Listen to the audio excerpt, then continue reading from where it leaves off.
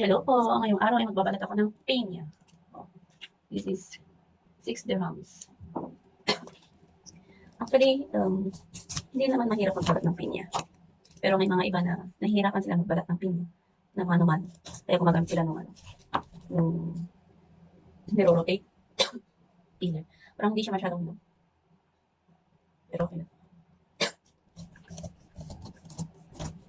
Pag yung kasing yung peeler, yung iniikot lang dito, parang madaming nasasayang. Maraming naiiwan sa balat. Hindi ko paborito ang pinya, pero dahil ayon sa research, mabuti ito sa mata. Sa may mga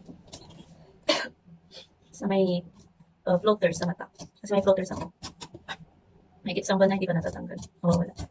Yung effectiveness daw niya, pag kumain ka ng pinya araw-araw is within 3 months to 6 months. Mawawala yung floaters or mababawasan. So, more than 1 month na rin akong kumakain. So, ganito siya. Tatatanggalin na yung mata. Babalatan ko lang siya ngayon, pero hindi ko pa kakainin kasi medyo gutom ako. At hindi pwedeng kainin ko ito ng gutom. Kasi baka mangasim yung sikmura ko.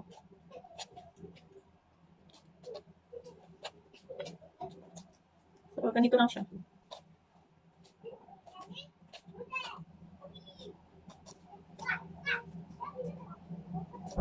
So, ito na po siya. Nahugasan na rin. O, diba? Perfect. So, i-slice ko lang siya. Dito sa part na to, hinog na siya. Pero dito, hindi pa. Pero that's fine.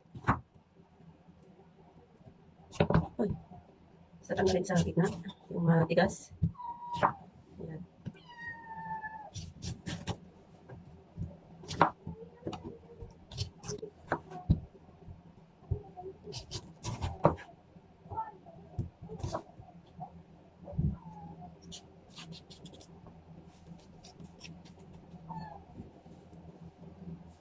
Okay na siya. Ako po siya. Tsaka po tatakpakan ng asin. Ewan ko ba, pero parang mas masarap kasi pag may asin. Pero nagbabalance ba yung lasa niya. Tamis. Okay. That's it. That's it.